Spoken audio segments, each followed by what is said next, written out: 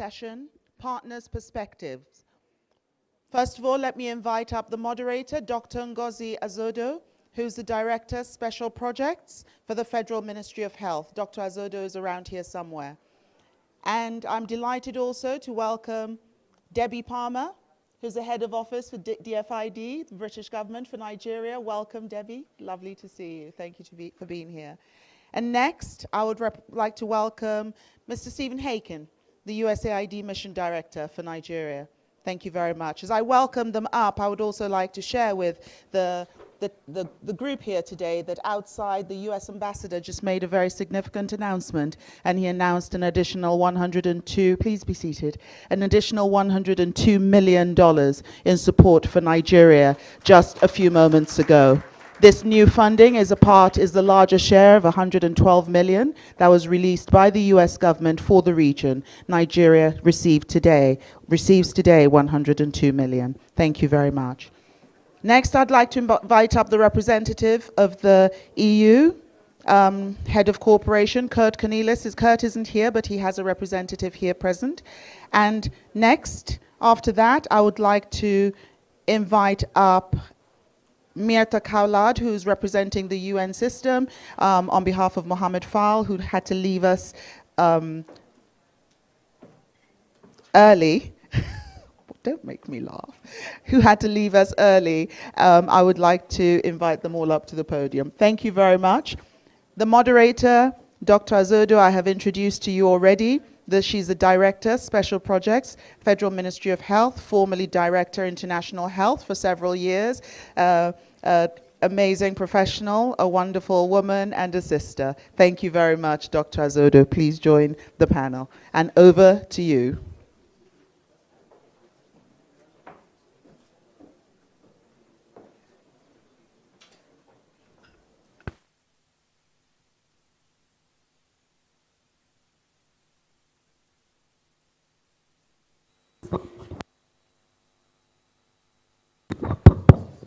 Thank you very much. First, I must thank the Honorable Minister of State for Budget and National Planning for putting this together, while recognizing all the dignitaries here, which we cannot do because we've done that already. I also must appreciate my sister, Dr. Alakija, who is just an amazing lady. We have started, and on behalf of the government of the Federal Republic of Nigeria, and with the kind permission of the Honorable Minister, I want to thank the United States government for the commitment they have made to Nigeria this morning. Can we give them a round of applause, please? My duty this morning is very simple. It's just to look at how we can better implement our humanitarian response in Nigeria, and to take lessons from across the world. So I'm going to sit down and I'm going to sit down and I'll just give out all the questions. In appreciating the United States government, the government of the Federal Republic of Nigeria recognizes the place of accountability in managing these kinds of funds. So we would like to know, as part of our processes, what will be the expectation of partners? You know, how will partners expect that we maintain a proper accountability framework? In addition, we would like to see how the partners who support us are looking at the issues of IHP Plus initiatives, the principles of the IHP Plus, which goes from the global level to the national level, looking at the issues of supporting national systems and also using national systems. We would like to know what your concerns are and how you can support the government of the Federal Republic of Nigeria. Thank you very much. So I want to start. I don't know if any of us here wants to start, or I can just start from the beginning. My colleagues? Which beginning? Right or left? Hakim? Hello. Thank you very much for the introduction, and we're very pleased to be a part of this event. We think that this Nexus discussion is extremely timely. We know that Nigerians all over the country are looking for a path of peace and security, of economic opportunity, and to see improvement in the kinds of services that they're receiving from their local and federal and state authorities. We also know that the country faces significant challenges across the country, including the demographic challenges, the conflict that is popping up in many places, and the marginalization of parts of the population that is a contributor to all of this. We also know, and this is another reason why this is so timely, is that there are significant external resources available to support recovery and development in the country. And we believe that there's a significant scope for mobilizing and better utilizing domestic resources as well. So really happy to be able to have this discussion. For us in the United States government, our thinking and our programming is already a very holistic. So when we start to look at things through a Nexus lens with the rest of you, we feel like it's already a comfortable fit for us. So just to give you an idea of some of the aspects of this, within the U.S. mission to Nigeria as a whole, we consult regularly across what we call the 3 Ds, the defense, diplomacy, and development Ds, which include the range of programming. So there's already a discussion about how, for instance, the humanitarian assistance, the transitional assistance links up with the support for peace and security in the country. Within USAID, we constantly explore the linkages between our humanitarian assistance, our transition teams, and our various development teams. We take into account the opportunities we might find for layering assistance, where we can build off of a community that's receiving humanitarian assistance, but where there are already early development or recovery opportunities, and then building from there. We're keenly focused on the linkages between good governance and development. And to give a couple examples, last year, working with a number of international partners, as we came into the lean season, which was last time this year, we looked at how our humanitarian partners, our transition programs, and our economic growth agriculture programs could work together to promote early recovery, helping some families to be able to move on from simply relying on food relief and beginning to produce during the growing season for the next year, and therefore being able to move on to the development and into a market economy. Another example would be that a large part of what we call our transition program is focused on working with communities. In fact, we've had about 400 small projects over the last few years, in about each project being on the range of about $50,000 through our NERI project. And this helps communities in a number of ways, and it also links our concern for bolstering communities in such a way that we can promote peace while also promoting the recovery of these communities. So we do a number of things, including conducting town hall meetings, forum discussions, community reconciliation events, using small-scale infrastructure to build confidence within the communities and restore really social capital. And also we have worked to help restore local governments and local services. So one example of how this works is there in the community of Gaidam, because of security concerns, recently the local cattle market was shut down by authorities for a period of time because there were real security concerns. But this was creating a real hardship in the community to the point where it potentially was counterproductive and alienating and sort of reducing confidence in government. and in the local authorities. So by bringing communities together with leaders in the security communities, in local government, in the general population, this was talked through and other solutions were found so the market could be reopened. In terms of this question of accountability and how we move forward, which I think you're asking, I just wanted to highlight a couple things. I believe that the center of this, it continues to be new and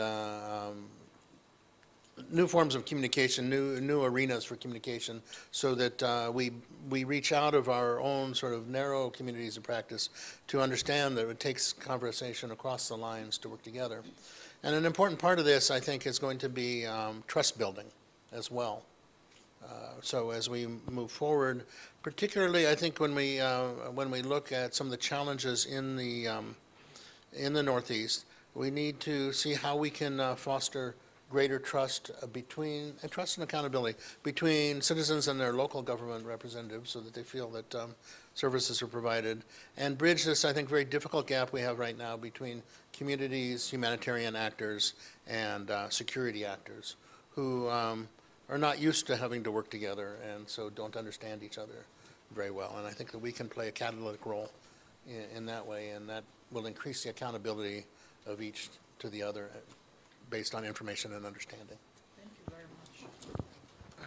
Thank you very much. I think we need to share some more experience. So I want to also hear from you before we take the process forward. Thank you.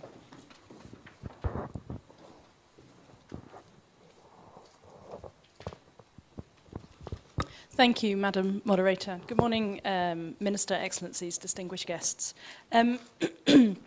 So the nexus for DFID is a new word, but it's sort of in the same vein as my US colleague has said. It's not an entirely new way of working, but it's absolutely a best practice. It's about us thinking, how can we deliver the best solution for the individual who is most vulnerable in the northeast of Nigeria. So to paint an example of this from a sort of DFID perspective, if we look at an 11-year-old girl living in Banki, one of the garrison towns that we know very well in northeast Nigeria, at the moment, that young woman gets DFID support through life-saving humanitarian food assistance delivered through colleagues in WFP, because her family can't leave the town to access the fields to grow crops. She gets support from DFID to get back into school through our Education Emergencies program, which is operating. She gets psychosocial support to help recover from trauma, and she gets help to recover her official documentation so that she can continue her education and through protection programming. So as has already been said, DFID, as part of the UK government, very much operates through this development, diplomacy, defence triangle. So the UK government works very hard to bring all of those offers of support to northeastern Nigeria. DFID and the UK military are providing training and support to the Nigerian military on how the Nigerian military can work with aid agencies and other actors in the humanitarian community, and also thinking about how we can improve security for local populations. Now, of course, when security improves, we will stand ready to make sure families, for example, in Banki, are connected to markets and have access to seeds so that they can re-establish their livelihoods and feed themselves. We're already doing more in the secure areas of Yobe and Borno. And one of the key questions that we're asking ourselves at the moment is, how can we bring the private sector to bear on some of these problems, and how can we really encourage the private sector back in terms of market development, in terms of establishing livelihoods, in terms of establishing jobs and growth. One of the questions that you posed, Madam Moderator, was around national systems and about how we link with that. If we look at our work around the rest of the country, DFID is deeply committed to working in partnership with the government of Nigeria at all levels, at federal, state and local level. And similarly in the northeast, we will work with local government at state level in Borno and in the LGAs to ensure that we support them to get better at planning, because the ideal from our perspective is that we can work under the rubric of government within the framework of what government wants to do in the way that it's planning its own responses. For me, that's incredibly important in the nexus conversation, because we're moving, we hope, from a emergency response humanitarian situation where the imperative is to save lives, to get food and protection and many other things to people, to a situation where the imperative is to work out how we can get people to stand on their own 2 feet. And that ultimately means that our destination, our vision and our dream is to ensure that the government of Nigeria and the Nigerian structures are providing fully for those people in the Northeast. And people are empowered in the Northeast to go about their lives in the way they wish to. So for me, the nexus, it's very much about this transition question. While we are providing emergency humanitarian response, what can we do right now to build in the structures so that there is a transition towards the future where we work back towards what might be a normal situation in other parts of the country. And of course, the quicker we can do that, the better. Now, DFID will of course continue to provide that life-saving support going to millions of people who are reliant on humanitarian aid. Last year we provided food and cash assistance to over 1 million people. We provided essential nutritional supplements to 200,000 infants and 60,000 pregnant and lactating women. We provided emergency life-saving care to 25,000 severely malnourished babies and young children. And I'm very proud of what that support's doing in terms of the lives that it's saving. We'll continue to protect those who've been left vulnerable by the conflict. Last year, we supported 170,000 people to have better access to civil and identification, documentation, birth registration, housing, land and property rights. But at the same time, for me now, the real imperative and the real challenge and the reason why this discussion today is so exciting, how are we now looking to the long term? How are we helping government to rebuild communities and to bring back services such as education, healthcare, and security? So it's very much this question of how are we building in now those seeds for the long term, and how can we ensure that the support we're providing is engendering the work of the future. And I'll give an example. We need to be building up markets and making sure nothing we do is destroying them. So one of the challenges, I think, for all of us is how can we ensure local sourcing of food supplies? How can we provide local sourcing of other things? Can we give people cash rather than giving them food, so that then both they are empowered to spend that cash and go to market, but in doing so, they are building up local markets. They are rebuilding the fabric and the infrastructure of society, which by its very process will start to build communities back and get people back on their own 2 feet. Dr. Yodi earlier this week said that we want to be as local as possible and as international as necessary, and we need practical, deliverable solutions. And I think that captures really the essence of what we're trying to do. And as an international partner, I strongly support that. We want to be as local as possible. We want to do as much as possible to ensure local solutions are brought to bear, and that we're supporting the local structures, systems, and governance arrangements that will endure for the long term. And for me, that's the sort of the heart of what we're doing. So we need to innovate, we need to use new ideas, we need to ensure no one is left behind. But that, for me, is the essence. Thank you very much. Thank you very much. I think we're going to also listen to you for about 5 minutes to just give a recap of what you have invested in Nigeria, the efforts and all of that. But in addition, it would be nice to also know how we are building country capacities to be able to ensure that we achieve what we want to achieve. Take Borno State, for example, and we're investing so much. How are we building the country capacities, both at the federal, supporting the federal, state, and local government to ensure that the impacts that we intend to achieve are achieved? The US had mentioned 400 small projects as part of the implementation. Now, that also raises the issue of coordination. So it would be nice to know how we can support coordination to ensure that going forward, because there's just a lot of change of the dynamics of insurgency and humanitarian crisis. So going forward, how do we ensure that we strengthen coordination in a way that we get maximum benefit from all the various investments instead of having overlaps and wastages. Thank you.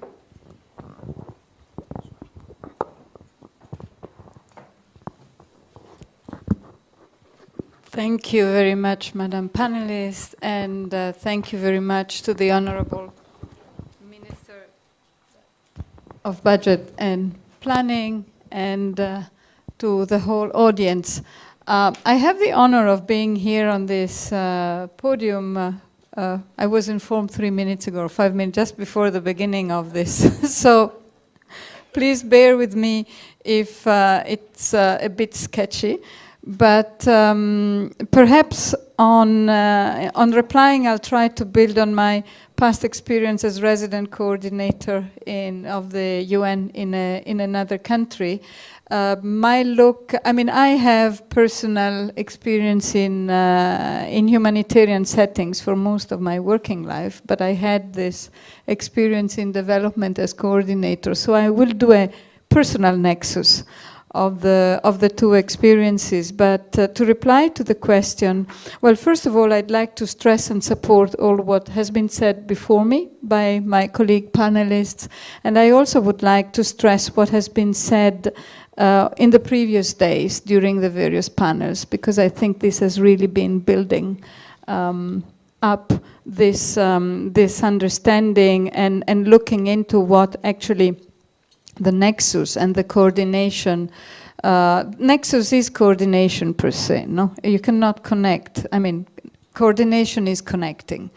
And if you don't connect, you don't have coordination. So that is already one definition.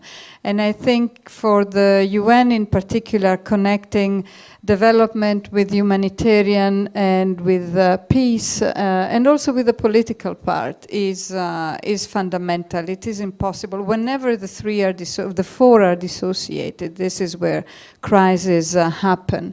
And I'd like to recall as a major framework for coordination the Sustainable Development Agenda, which was signed by 193, I think, states in September 2015, and it aims at achieving its result by 2020, but it is built on 5 fundamental concepts, which are people, peace, planet, prosperity, and partnerships.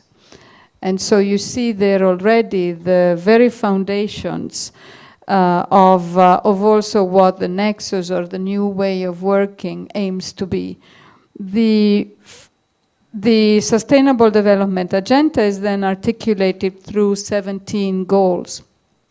And they stretch from the more human-related, like education, health, gender, zero hunger, to the more environmental focused, the more economically oriented towards the partnerships, the private sector, the technology. Now, the fundamental for the sustainable development to be achieved is national leadership. We speak a lot about localization. And I think you have in this session and in this whole week a brilliant example of what it means when things are nationally led, when it's the institutions, the authorities, the government, the private sector, the civil society, but all the local national actors who are in charge and who strive towards a common goal. So for the United Nations, coordination means really working behind the scenes and supporting the national, local leadership in achieving its objective for sustainable development and its objective for humanitarian and peace. So what is fundamental for us is really to recognize this leadership, understand it, support it, provide advice, provide knowledge. There is a wealth of knowledge in all of the humanitarian agencies. There is a wealth of experience. There is a wealth of sharing also that that can be brought on the table and that can be offered to local actors, to government actors. But what is fundamental is that we really support a national and local leadership. One fundamental challenge and why we speak so much of Nexus and I mean, having been for quite a long time in this type of environment, we have tried out several words, several different ways of capturing this fundamental challenge, which is a time gap. In the World Food Programme, we say saving lives, changing lives. And we say this has to happen as quick and as connected as possible. So again, the idea of connecting. And one of the challenges is often that the humanitarian funding goes through systems that are fast. The private sector funding, we saw yesterday, the first part of the panel, has all sorts of concerns about risk and about returns. So that also has very specific conditions that demand an enormous amount of time. And the development resources, they also go through systems that take their time, they take their negotiation, they take the political buy-in, and that is the critical challenge that the Nexus has to address. It's the time. How often and we say the humanitarian effort cannot by itself achieve everything, but the humanitarians never pretended it. But often or always, it's the humanitarians who kick in and stay, and stay, and stay, and when are the others coming in? This is what needs to be accelerated very, very much, and this is what the new way of working tries to do, and I think this is what is so brilliant and unique about this event. I have never seen it anywhere else, but don't take me as the the reference, but that we have around in this room now, and we had yesterday, this work, this exercise here, done together with government, World Bank, humanitarian development, this commitment. I haven't seen it before, so I really commend everyone, and I really hope that it can continue, and rest reassured, I think I can speak in this. I was entrusted by the humanitarian and resident coordinator ad interim, who was entrusted by the humanitarian and resident coordinator, so I hope that the trust remains when I say really the UN stands ready to support and do that extra mile to really have this succeed. Thank you very much.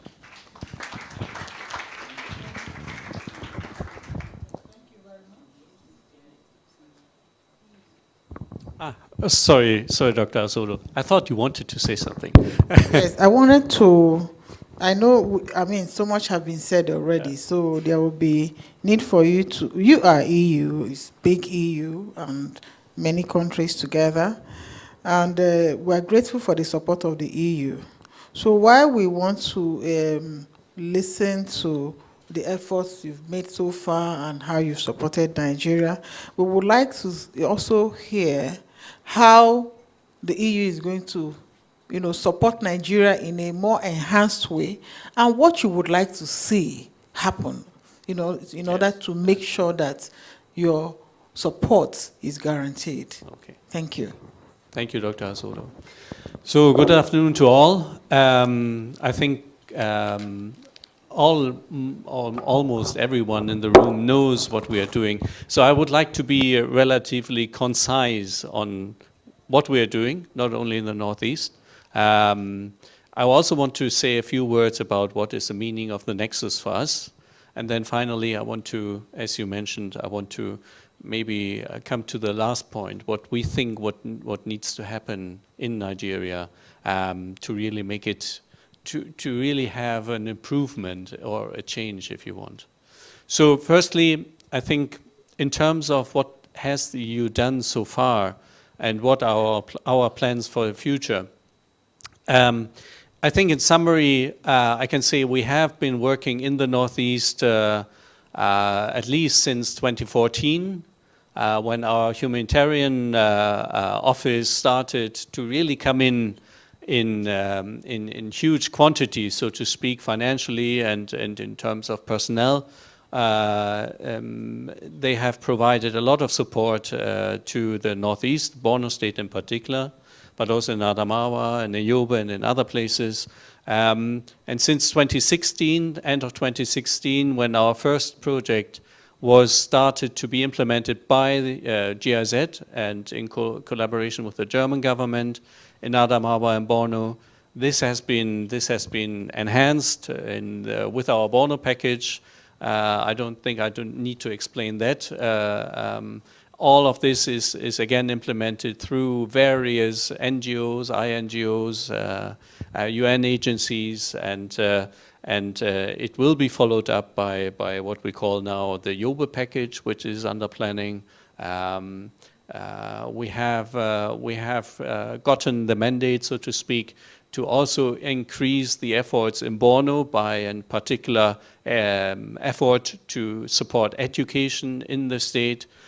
We know that more than 1.5 million children have been out of school in Borno alone, I think. So there is a particular need to increase the efforts to broaden the collaboration in Borno and in the northeast in the sum, and to include education as one of the main interventions to come. So the total in terms of the financial volume that is being provided through the European Union and the implementing partners, it should border around the 300 million euros or 350 million. I don't ask me about the concrete figure, but it is really a lot. And I think we see the first signs of effects on the ground now as well. Of course, the GIZ project was the first one, as a front runner, so to speak, and it's really coming to the first results now, coming out of the coordination efforts they are doing in particular in this project, coordinating with DFID projects a lot, coordinating also with many other implementing partners, trying to see where can we find the synergies to be more efficient and to avoid duplication. GIZ is also, and this is what we have learned from them to some extent, but also through our own initiatives, trying to find a good collaboration with the Borno State government. We have improved a lot on coordination. We are taking the Borno government very seriously in listening to them and is trying to understand what do they want to do. And we are trying to support them in this way a lot. That is not only in terms of the various programs we are having, but also in terms of building the capacity, again, with our partners on ground, building capacity of the government to take things into their own hands and to give us the necessary ideas about what needs to be done, where does it need to be done, and when does it need to be done. So all this is sort of an evolutionary process, if I may say so. Huh? And that is also our idea about the Nexus, if I may already come to the next point. Nexus is nothing that is already written in stone. It's not really, I think it's not really new. Richard called it, previously he called it the integrated approach or the 4 legs of the chair, or however you will call it. All of this is simply bringing everything together that is needed to avoid, or not to avoid, but I think we are already in a protracted crisis situation, but trying to get out of this, trying to get out of the vicious circle of, yes, we have provided humanitarian relief, and we have saved a lot of people, we have provided food aid, or we have provided whatever was needed. But how do we get out of this situation? And this can only be done if we have a very strong collaboration with the government, and if we can make our interventions sustainable.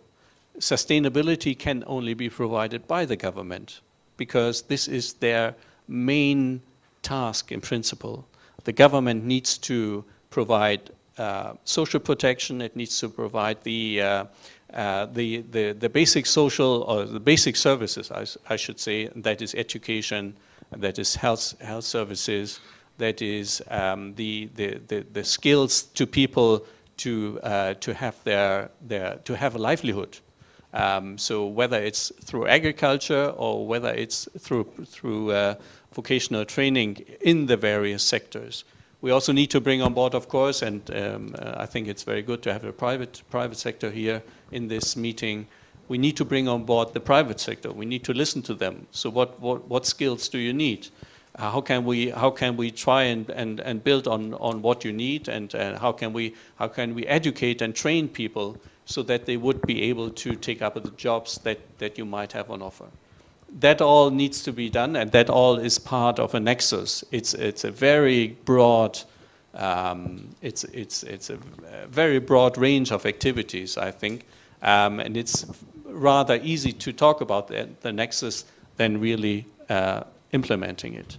And then finally, let me talk about a little bit about the concerns and what we think as the EU, what needs to happen. I think what needs to happen is change. We cannot rely on a government that relies in itself on donors working in the country. That is something that needs to change, I think. I'm sorry if I'm very blunt on this, but people who know me know that I'm usually very blunt. The change needs to come from the government, and I think if you like, you can see this meeting, this Nexus conversation, you can see it as a starting point. But if nothing follows out of this meeting, that the government would tell us, we are taking things now into our own hand, and we will coordinate at federal, national, and local level the initiatives. And we will commit that our administrators will work at all those levels in collaboration with the donor partners. Then I think it is again a lost opportunity. And who knows whether there will be another opportunity coming up? I have no idea, I can't tell you. But I would really hope, and I would invite the government at all levels to think about how can we support this? How can we take not only the leadership, but also how can we implement this leadership at all levels of government? That is something that is currently, unfortunately, missing for various reasons, whether for capacity reasons, whether for lack of political leadership, or for whatever reason. But this needs to change. Without this change from the government side, I think we will meet again in 2 or 3 years' time and we will discuss the same issue. And I think all of us want to avoid that. Thank you. Thank you very much. Thank you very, very much. Because of our time, we're going to take a few comments, but I want to ask one more question that everyone can take for a minute. I'll ask the question, and while we're considering that, we can take a few comments from the meeting. And that question is this. We have all implemented humanitarian response. Now we're in a transition from humanitarian to development, and we need peace to do that.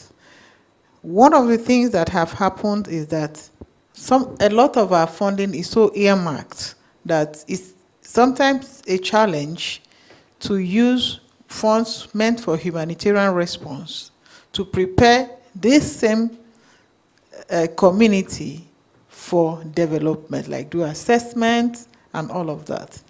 Again, what I'm hearing here is efficiency, transparency, and leadership, and that is governance. And governance is the responsibility of government. And the Minister of State for Budget and National Planning is here. She represents the President in this meeting, and she's quite able to take our concerns and the outcome of this meeting to the President. Now, when we were implementing the humanitarian response in the health sector, we had a budget of 19 billion, which government took a chunk and said we are going to provide 4.3 billion. Which is over $12 million out of the budget.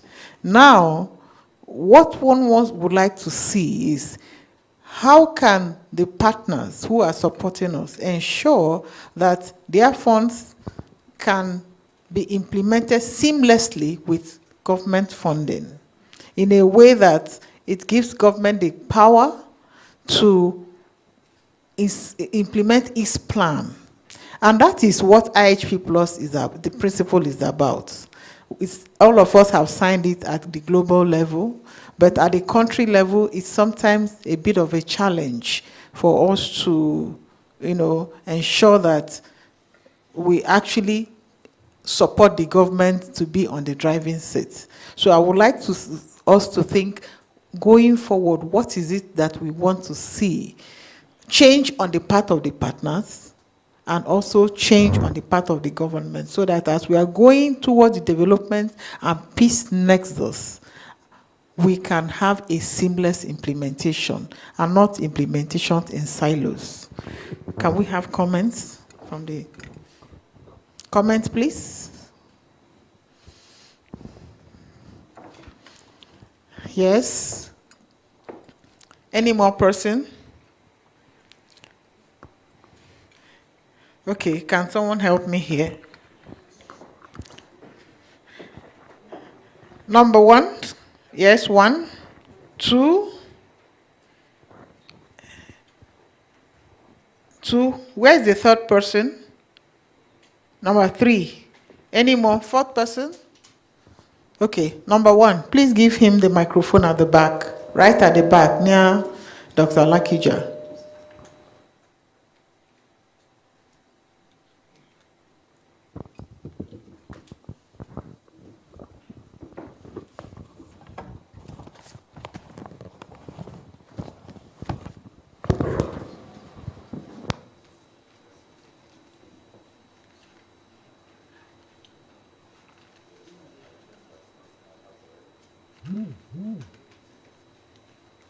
Voice, please.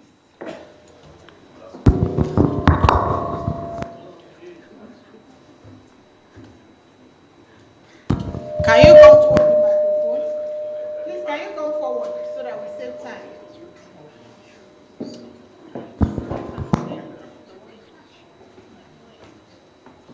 Please come forward so that we can save our time. Thank you.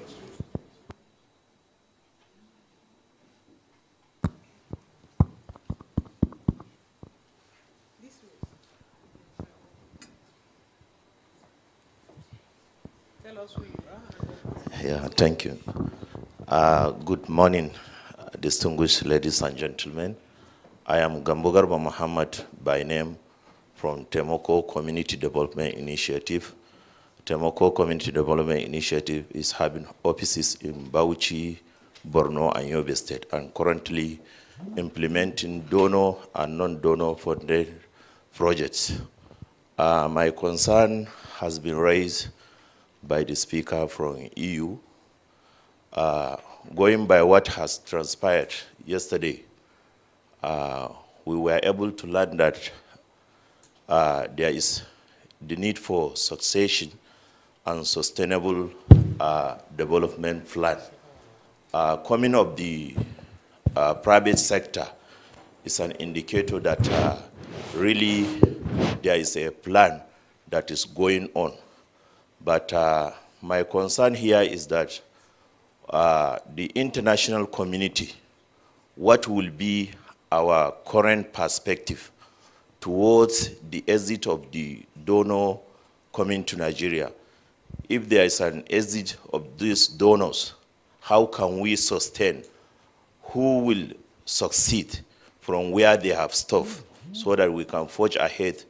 Because attaining peace, lasting peace and development cannot be achieved within a very short time. So it is going to be a very long time to be achieved. So how can we go on towards achieving this sustainable peace and development, thereby having those to succeed the donors when there is exit of such international communities? Thank you. Thank you. Number 2, please come to the microphone.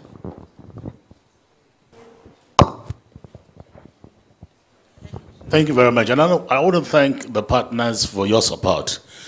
What I want to understand is there a framework within which the various development partners plug in, or everyone just chooses what they need to do?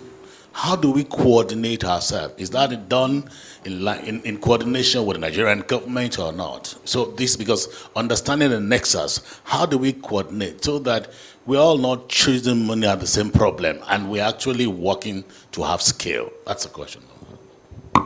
Thank you. Number 3.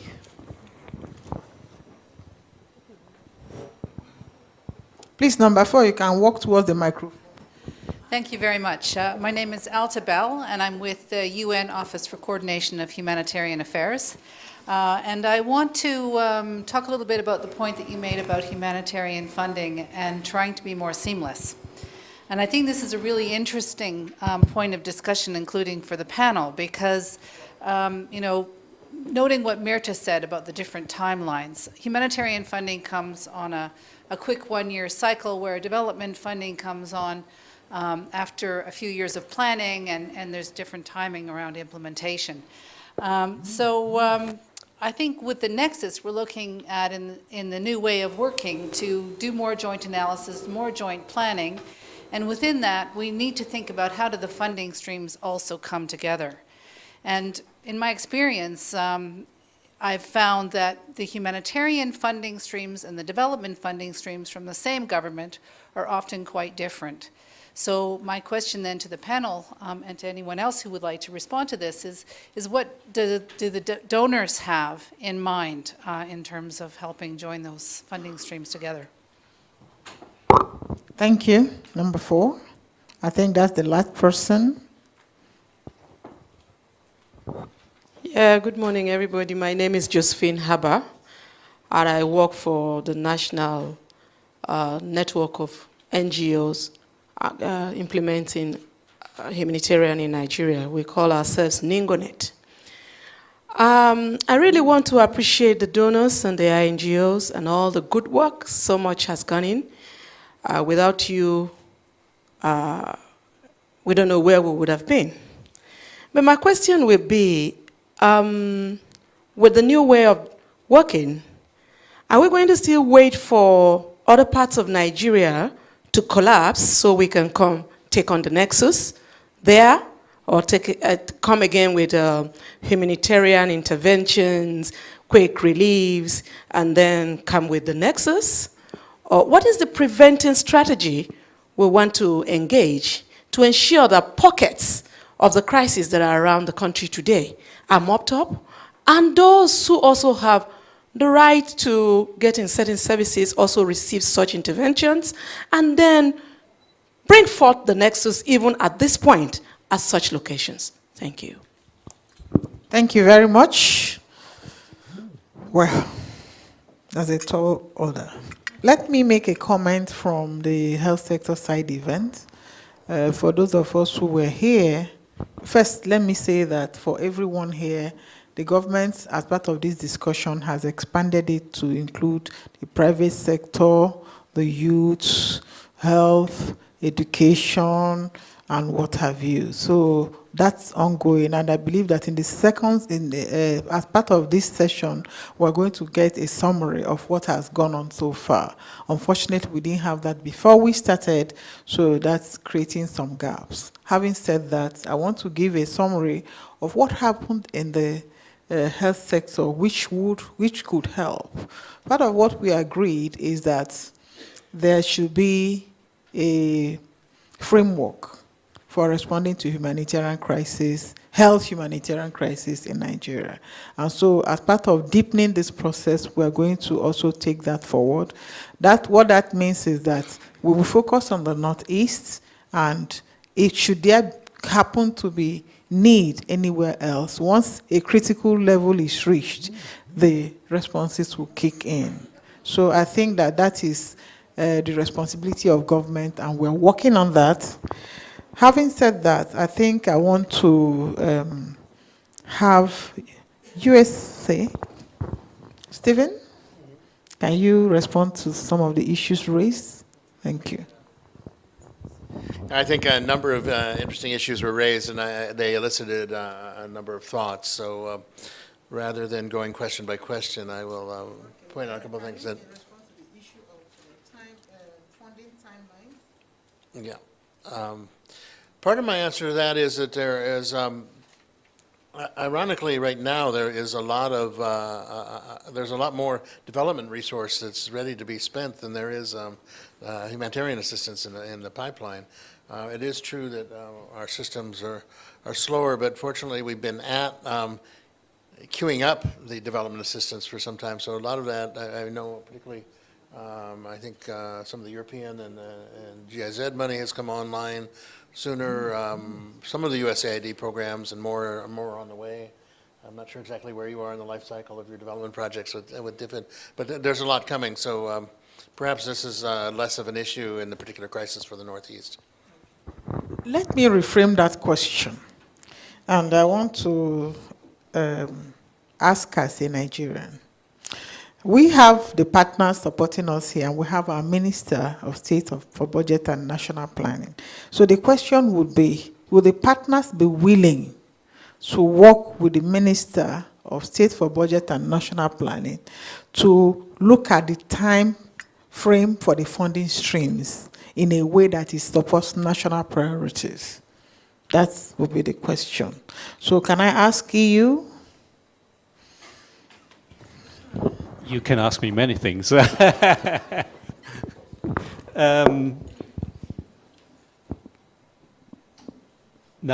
of course, obviously, it's a very valid question, and it all comes down again to the same issue, which is, do we have a framework in this country that would allow us to come in and to join existing plans, funding streams, whatever you call it, that would help us to say, okay, we can support the Nigerian government and the state governments in doing ABCD, and we will start doing that in year X, Y, Z.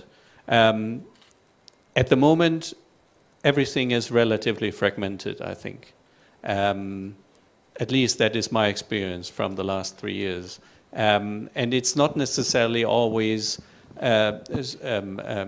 spent and coordinated and planned in the appropriate way. So it all starts in principle with the planning process. When I look at the national budget for 2018 and how long it took to be how's it called? Passed, exactly. That's the right word. I mean, it was half a year in 2018 before it was passed. But it passed, sorry. So it starts there, and it starts in the.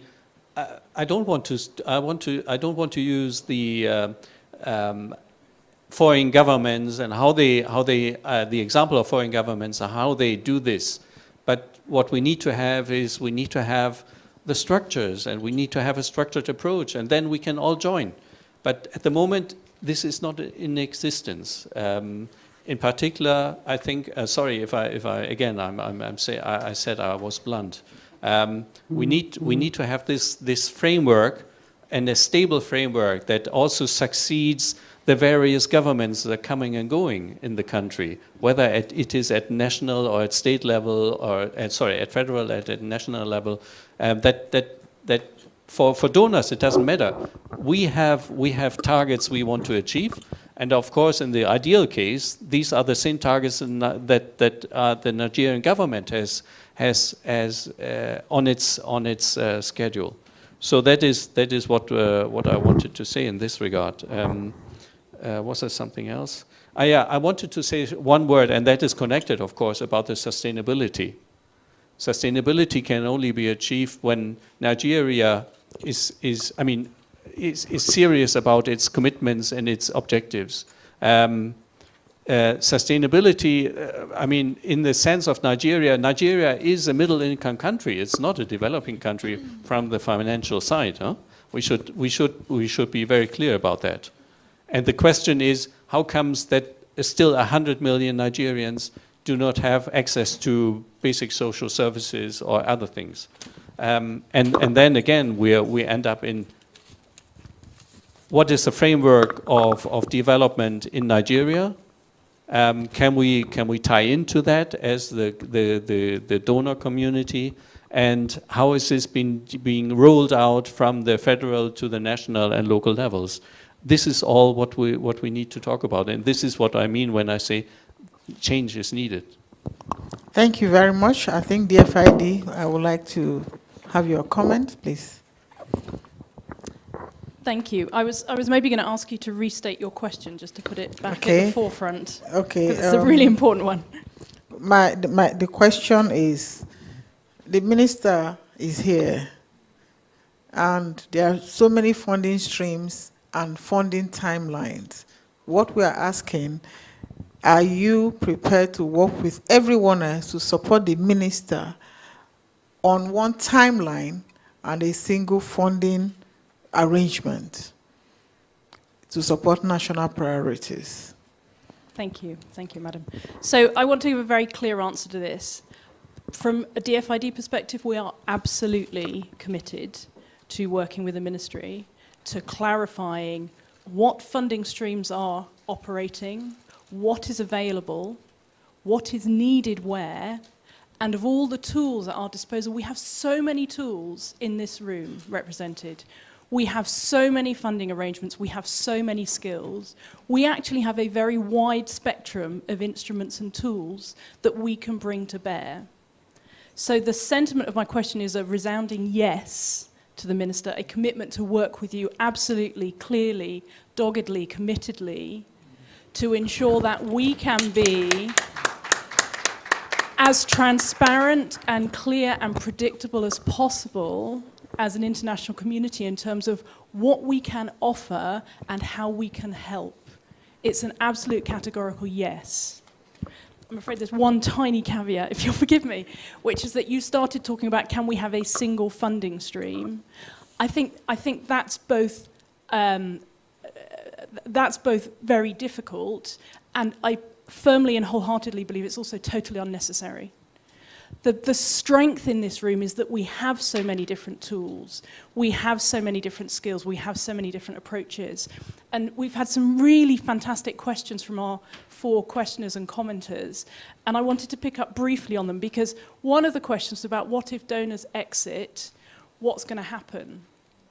And I just want to flag that the whole spirit of the Nexus is transition. We've talked a lot about transition, we've talked a lot about change. The whole sort of spirit of the Nexus is, frankly, and I hope colleagues will forgive me, we do want humanitarian actors and interventions to exit because we want people standing on their own 2 feet. And the purpose of development assistance is wholeheartedly to support people to stand on their own 2 feet. So we want to shift, we want to transition from a system which was brought in an emergency crisis situation where we needed to keep people alive and protect them, to a gradual transition to people being able to stand on their own 2 feet, earn their own money, go to market and spend it well, and look after their children, in a nutshell, in a safe environment. So in that spirit, is there a framework, sir? No, there isn't yet a sufficient framework. And I endorse my colleague from the EU that we would absolutely love to work with you closely to develop a closer framework. We've got a really good coordination structure on the humanitarian side, and I take my hats off to all my humanitarian colleagues who've worked through the cluster system, worked through a planning system, worked through a humanitarian response plan. We need to work out how we replicate the best bits of that in the recovery space so that we have a framework, I hope wholly under the aegis of the government, where we can all plug in. And as I said very passionately, I don't believe we need a single funding stream, precisely because if we have a framework, then we can all use our various tools and skills and perspectives that will have different pros and cons and plug them all in the right places. Thank you. Thank you very much. I would like to, there's another question that says, with the new way of doing business, what are we waiting for? Are we waiting for other parts of the country to collapse before we can intervene? So I want to rephrase that question. That question is, what else, how else are the partners supporting Nigeria to respond to the changing dynamics of humanitarian emergencies around the country? My sister here is the Minister of State for Budget and National Planning for Nigeria.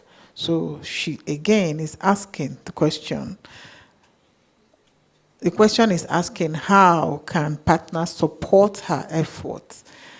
Is there a plan available to support her efforts to respond to humanitarian emergencies across the country? Thank you. Thank you very much. And thank you very much for the question as well. I'll use the opportunity also to touch upon the previous question a little bit. But as I even said before, development is really the only alternative and solution, and it is also the only way to prevent crisis. So we talk about the nexus, and certainly there can be, I mean, and we see, unfortunately, with the conflicts that we observe in Middle Belt and so on, the crisis is becoming bigger and bigger. So it's high time to really focus heavily on development and heavily on crisis prevention. Again, this has to be done very, very heavily supporting national and local initiative. It's only wrong if you have external action coming in without a local, national leadership. We cannot, as guests in a country, know the recipe. We can only follow the guidance. So this is where we engage, and we can support also the leadership wherever it is required with resources, with analysis and so on. But the real direction, the real guidance can only come from the national and local level. On the coordination, we have, and at times really too heavy coordination structures that I think we need to make much lighter, to make them much more agile and accessible also to others. The leadership is always with national and local institutions. So in the humanitarian world, we have sector coordination and intersector coordination. Each of the sectors is led by one local institution and one or two UN agencies. And we strongly relate to the governor in the 3 states where we operate. At the national level, the Ministry of Budget and Planning is our reference. There is also a development coordination structure. It is amongst the donors, and it is working actively to expanding and looking also at the nexus. On funding streams, that also demands an important coordination. And that is something that the UN often does in many countries to support Ministry of Budget and Planning in having the tools to coordinate external funding streams and coordinate it also comparatively to national funding stream, because in the end really, and especially in middle income countries, what is fundamental is to support the national funding stream to expand, and the international ones to really enhance and support national priorities. Thank you very much. Our time is up. We cannot end this session without hearing from our president in the House. I think what we are hearing is that we are all going to work well, transiting from humanitarian through development and peace nexus. And all our partners are going to support country priorities and country processes as initiated in the IHP Plus principles, and our Minister of State is leading the process. So we would like to have the last word from our Honorable Minister of State. Thank you. Thank you very much, Doctor, and also to the panelists for the very interesting conversation, and to the participants for being here and the questions raised. I just wanted to respond or add my voice to the issue of the what has government done in terms of the timing of funding, as well as what are the plans to ensure that there is prevention to curtail new crises from springing up.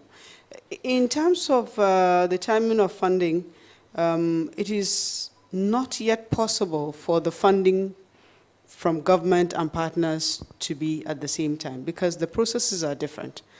Just as much as the funding for humanitarian work is different from development work, that is how different also it is for government funds. For example, our budget for 2018 is just being passed. So how do we synchronize our timing when we have so much uncertainty in terms of when a budget becomes available? All we've done is to make an effort to bring more visibility to the funding that is provided by development partners. So in the 2018 budget, we carefully collected from across all ministries, departments, and agencies, all donor fundings that we are expecting during the course of 2018.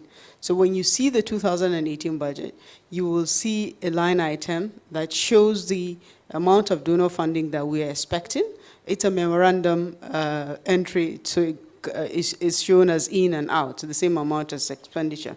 What that does is it now enables the oversight function of the National Assembly, the oversight function of citizens and civil society to look into what is happening to funding that comes in as grants and aid to the country. And then in terms of planning, we have the HRP 2018, just like we had 2016, 2017 HRP, but that's for the humanitarian response.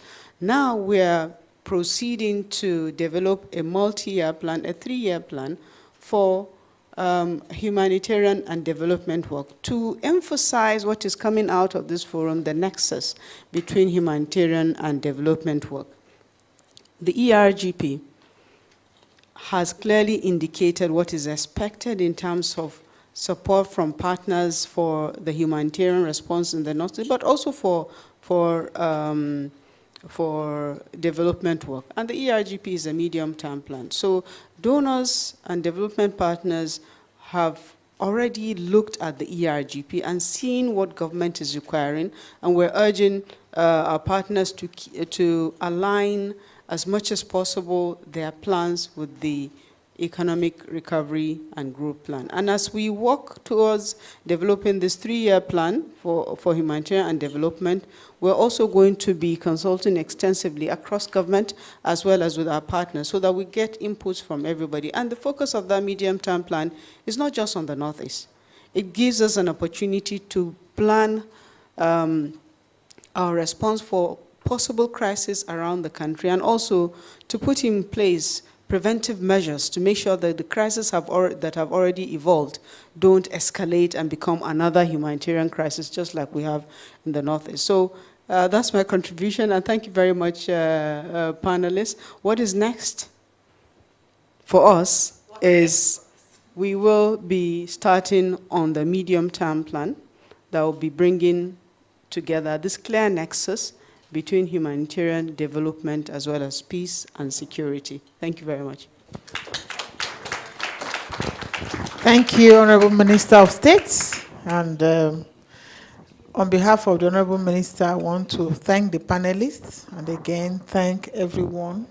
And finally, my sister, Dr. Alakija, for being for organizing this process. So thank you, everyone. God bless you. I'm sure you have some announcements to make for us. I think the panelists want to get a handshake from the minister as they come down, please. Thank you very much. Yes. Thank you very much. As the panelists leave the stage and get the handshake and the photo with the minister, I will make the following quick announcements, whilst I also invite the governor of Adamawa State representative, Dr. Binder, to say a few words. We will hear also, just before we go to lunch, we will hear from the rapporteur from the NGO CSO forum will come and tell us what exactly came out of that forum. Dr. Binder, the floor is yours. Thank you very much.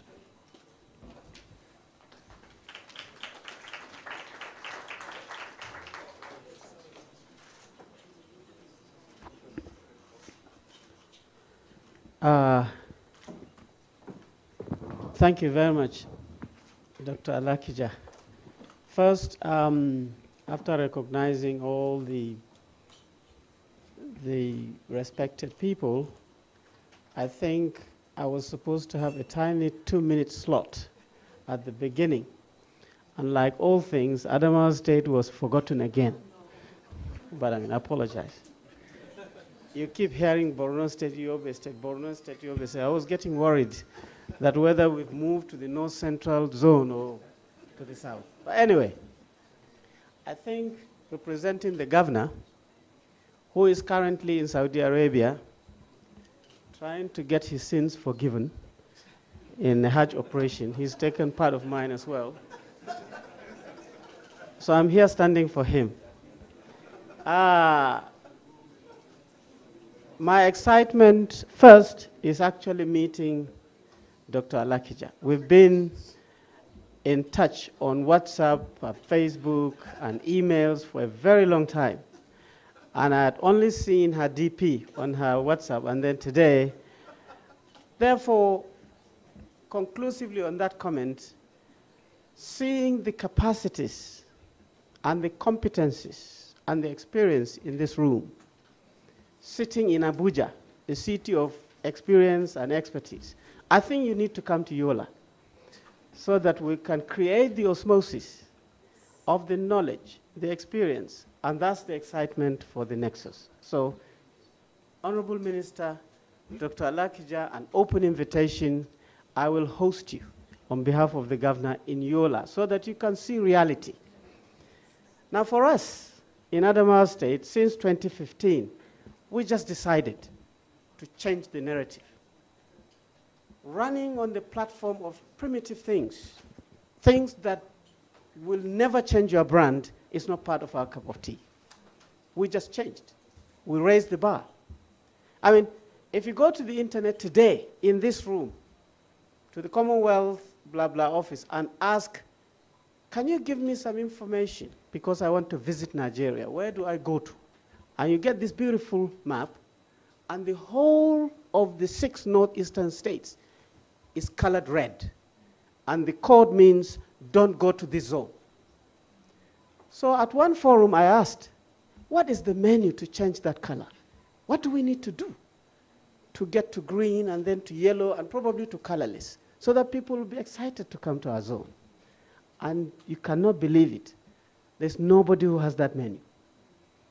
And we decided in Adamawa State we will create that menu. And then we started working. A lot of experiences already has been radiated here, but I can tell you based on our experience, the first and foremost thing is building capacity. People must have capacity to understand, people must have capacity to plan, people must have capacity to deliver, and people must have capacity to measure. This, to me, is the key issue for the Nexus. How do you cut out 70 to 80% of all the energy of the budgets and mind to concentrate on building capacity? We saw it in Adamawa State. We have a civil service with 89% degree holders content and was just wasting. We changed it. We said you have to participate in developing this state. We put them in a room. In 3 weeks, that capacity developed a world standard 15-year development blueprint for Adamawa State in all sectors. A 600-page, we spent only 50,000 naira. And I guess the development partners, you come and see this. Radiate it to Borno State. Sell it. It's a franchise free. How do you do this? We have that know-how now. Second, we reformed some few institutions. Everybody is talking about money, but there's no development partner that has a bag of money that can just say, take. It's all dependent on budget. They have to budget too. So for them to budget related to our own development, they must have information to say, you need water, you need capacity, you need all this, factor it, but this has to be on a layer of our own budget so that it's complementary. Otherwise, you waste time, you don't have data, you don't have anything. We changed that again. We developed our institutions, we know where our monies are, and so on and so forth. 3, We recognize that our state is not really a state for the private sector to come and start jumping up and down. It's a very passive civil service, extended family economics, just waiting for free things. But Adamawa State is the largest producer of rice. Go and check. How come that Adamawa State does not have a mill? Private sector could not see this? Then we say we have to make them see it. Adamawa State has the largest number of cows as a state in Nigeria. We do not have a dairy industry. We do not have a beef industry. We do not have a skin and hide industry. How? How can the private sector not see this? So many stories to tell you, but I mean, if you hit Adamawa State today, a state that you were there before 3 years ago, you will know that it has changed. And it did not change because there's a lot of money coming in. We changed it because we decided. We decided to demonstrate that capacity is the way to go. Building capacity, using the right people, and gradually getting people in a nexus to believe that it can be done. So that invitation is alive. I hope that we'll meet in Yola one day so that we can practically discuss. Thank you very much.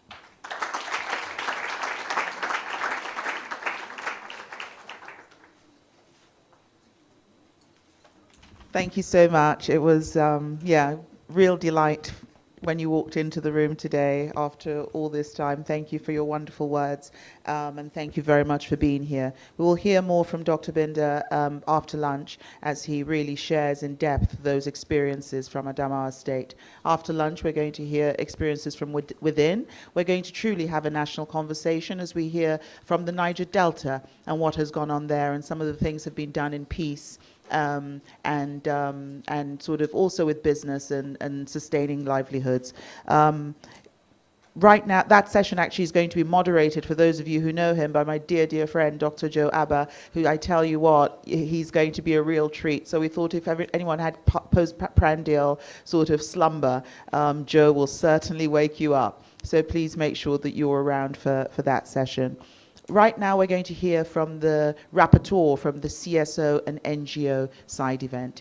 If that person could please come forward. The rapporteur will be the country director of CARE, the wonderful sister Claudine Aoute. Welcome, Claudine.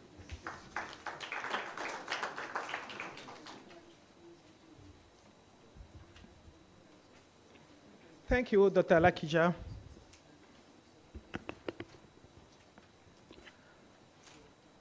Honorable Mrs. Zainab Ahmed, Minister of State, Ministry of Budget and National Planning, distinguished guests, it is my pleasure to stand here this afternoon to quickly present to you the key recommended actions from our meeting yesterday. We, civil society organizations, Nigerian non-governmental organizations, and international non-governmental organizations. We were about 80 participants yesterday.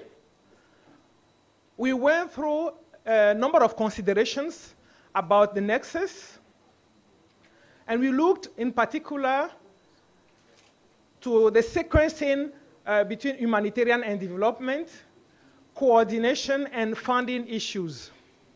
We came up with 10 key points that we initially planned to share with you this morning. But in the course of the discussions today, a number of them has been raised by panelists and by other persons. So what I'm going to do is briefly summarize these 9 points by saying that we, CSOs and NGOs and INGOs, we agree with many of the considerations that have been shared in this room today and also in the previous days. We agreed, for instance, on the need for the government of Nigeria to take the lead of all efforts toward the humanitarian development and peace nexus and providing a clear roadmap. And I'm glad to hear this morning Madam Honorable Minister informing us that there is a plan to have a 3-year plan to better integrate humanitarian and development, not only for the Northeast, but for the whole country in order to take like preventive measurement to be able to handle humanitarian situations. We also agree and recommended that we look at the full spectrum of the nexus, talking about humanitarian to development and development to humanitarian, to ensure that it doesn't go only on one way. We also agreed on the need to have more transparency in resource allocation and management, and also in the way decisions are made on which sectors to give priority to. Now, that we have talked about what we all agreed on, we want to stress and put emphasis on the 3 key messages and call to actions here. We want, first, to put the emphasis on the need for all of us to be accountable to ensure that the humanitarian development and peace nexus does not undermine humanitarian principles.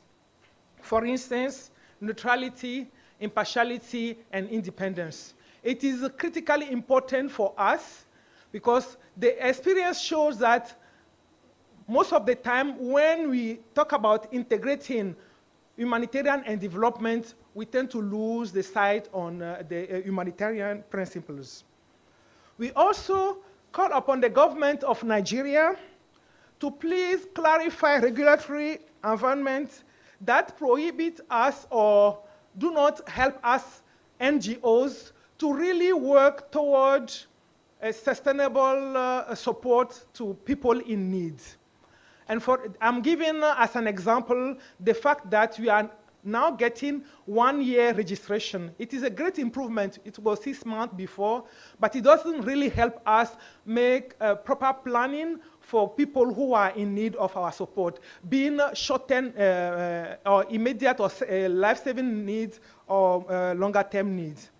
And our third and final key message or call for action is for all of us who are in this room and beyond this room to really understand that when we talk about nexus, there are some places in the Northeast, and due to ongoing humanitarian crisis, talking about nexus does not make a lot of sense to them. Let's not forget LGAs, areas where there is very limited access, where security doesn't permit people to do anything than relying on humanitarian assistance. So we thank you in advance for the consideration you will give to our 3 key messages, and we really appreciate what we've heard in the room this morning, focusing on the people and ensuring that what we do impact their lives and makes sense to them. Thank you very much.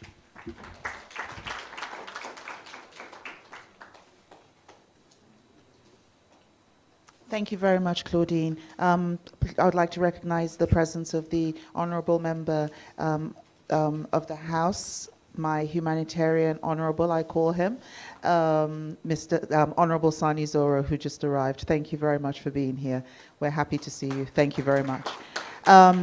Very quickly, as we just proceed towards lunch, we're going to now hear from the rapporteur from the youth session.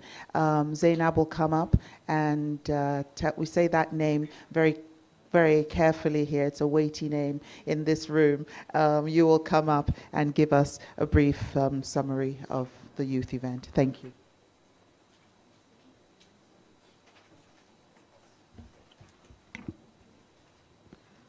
Hello everyone, my name is Zainab Shaibu and I'm from the Northeast Regional Initiative. We had the privilege of hosting youth-focused side events on 4th of June, that was on Monday, and we had 2 separate panels, one on the role of youth in countering violent extremism and another on photography as a counter-narrative. I'll briefly run through what was discussed at those meetings and the recommendations and key points we developed. So for the first panel, the role of youth and social media in countering violent extremism, we're privileged to have 45 young people from Borno, Adamawa, and Yobe join us in the room to discuss what their own contributions have been as part of an innovative fellowship, the Northeast Social Innovation Fellowship, and its first pilot phase, the Northeast Intellectual Entrepreneurship Fellowship, both piloted by NERI. So the young people in their discussion came to the conclusion that it's very important for youth to participate in countering violent extremism because youth have a voice. Youth can effect change. There are a large number of youths in this country and what they say matters. And this is the conclusion that they came to during the panel discussion. They also talked about the use of social media for raising awareness of what's happening in the Northeast. A majority of these youth in the room were from Northeast themselves, and the important thing to them was being able to tell their own stories, being able to have their own narratives, separate from what extremist groups might have been putting out online. They are now taking the lead and making the change. And they are doing this through the use of a hashtag, hashtag not another Nigerian. It's a hashtag that says not another Nigerian should experience violent extremism no matter where they are in the country. So every week, these youth go online. They continue to spread the message using weekly events. They bring on board influencers. They have tweet chats. They write blogs. They're on Facebook. They're on Instagram. They're on Twitter, popular platforms that they can raise awareness of the issues that are happening in the Northeast. Another thing that was quite important during the session on the role of youth, we had a question from someone who asked, even though this seems like a very dangerous endeavor, what drives you? And the answer was passion. The youth are passionate, Northeast youths are passionate about seeing a change. They are tired of the narratives that have continued to come out being spread by the extremists, and now they are making their own positive narratives.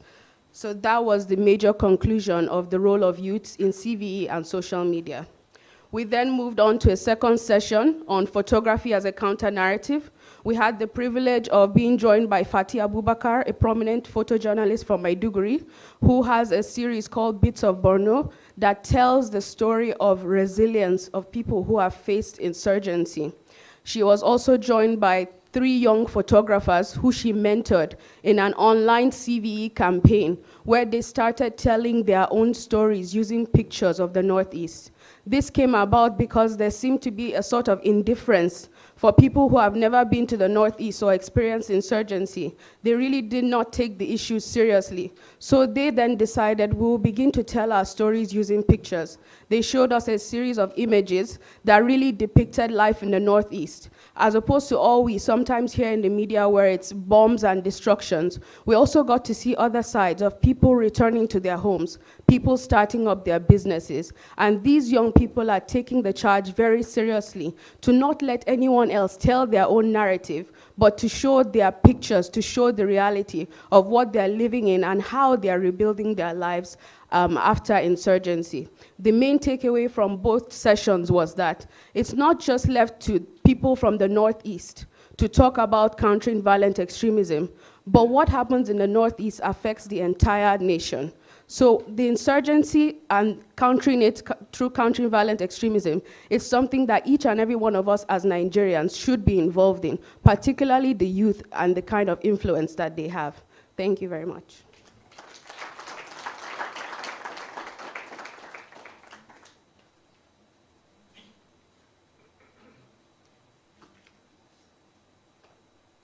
Thank you so much, Zainab. I have to say to everybody that really that was, sorry to all the excellencies here present and what have you, but that was the event of the conference. It really was. That is the future, it is the today, it is the answer, it is the solution. And for me, absolutely, congratulations to the young people. It was a magnificent session, such learning. And I think Zainab captured it in a word when she said passion. What drives you? Passion. You cannot do this without passion. You cannot change a nation without passion. You cannot change a narrative without passion. What drives you? Passion. And it was evident that day. Thank you very much. Well, Dr. Joe's in the house. Dr. Joe Abba, recognizing Dr. Joe Abba, who's arrived, and he'll be facilitating the next session after lunch. Right now, we're going to go into, or after the break, so we're going to a working break, lunch for some, and for some, just a break. After lunch, we're going to get into the meat of the matter, as the minister said to us earlier, that she's emphasized that the output from the national conversation and the humanitarian development peace nexus will really become a foundation for a multi-year plan linking into the ERGP going forward for Nigeria, taking into account, and I note I said for Nigeria, not for the Northeast, taking into account the humanitarian side, the development side, and everything else. To that end, we're going to basically start to talk about that piece of it and say what is a mutual accountability framework. I think my sister, Dr. Azodo, started that discussion up front with the first panel, and we're building upon that. We've heard from various partners from the external perspective. Immediately after lunch, we're going to have voices, as I said, from within Nigeria. What is it? It's about implementation, implementation, implementation. It is a framework for the urgent implementation of a national crisis recovery vision for this country. It is not yet another framework and not yet another document that will exist on paper. It is a proposal for maintaining a process of engagement across public, private, and civil society partners under the leadership of the federal government and the state governments of Nigeria. The mutual accountability framework is proposed to be a mechanism for coordination of ongoing and upcoming program efforts for humanitarian crisis recovery and stabilization, specifically using the Northeast as a case study. The framework will help create conversation platforms for collaboration, convergence, learning from success and failure, and creating solutions that are context-specific and scalable. So, right now, I'm going to hand over to my wonderful colleagues and the team who are going to hand everybody a piece of paper, and whoever would like to participate in this exercise, whilst they also join us for a break, some water, something to eat perhaps, somebody's going to take over and we'll go ahead. Andrew, over to you. And I want to thank the Honourable Minister of State, who has to leave us now, and excuse her from the room, and say thank you very much for being here today. We will look forward to seeing you again tomorrow. Tomorrow morning, for those of you who are not coming back after lunch, I need to tell you that tomorrow morning is going to be a really spectacular session. We're going to be looking at the peace piece, as I call it. It's going to be the peace and security panel. We will have Major General Shafa from Maiduguri, Colonel Martins, hopefully, and the Office of the National Security Advisor, and others will be here, as well as Bulama from Borno State, a local government chairman from Madagali in Adamawa State. There you go. Adamawa State will be in the house, a local government chairman tomorrow. So, yeah. Thank you very much.